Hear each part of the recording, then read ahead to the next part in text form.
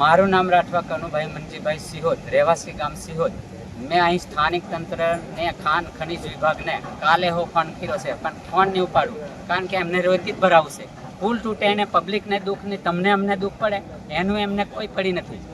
મેં માનનીય કલેક્ટર સાહેબને પણ બોલાવ્યા કે અમારા કૂવા હુકાઈ જાય, બોર હુકાઈ જાય, અમને અમારી ખેતીની મેં પાણી પીવાની તકલીફ છે, બોર અમને જ કરાયો પાછો. બોરને આર બંધ બાંધો એમ નારાયણભાઈ કીધું કે અહીં રેતી નહીં ભરવા.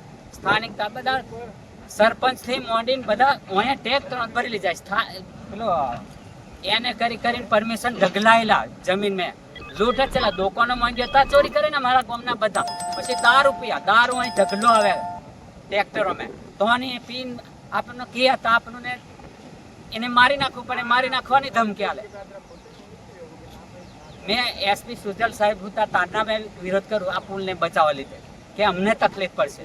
દારૂ ખટારામાં આવે, ગાડીઓમાં આવે, દારૂ બંધીનો ઠરાવ કર્યો, કાયદો હોવા છતાં ઠરાવ કર્યો, કાયદાનું કોઈ અમલીકરણ નહીં. હવે અમારે દુઃખ પડે તો અમારા લોકોને તમને બધાને બધા અધિકારીઓથી માંડીને આખા વ્યવસ્થા તંત્રને બધાને તકલીફ પડે. હા, એ બધું બનાવી આપણો વિષય, એ બધો સરકારનો વિષય છે, પણ તે ભ્રષ્ટાચારમાં બનેલા આ રહેતું જ નહીં એમ.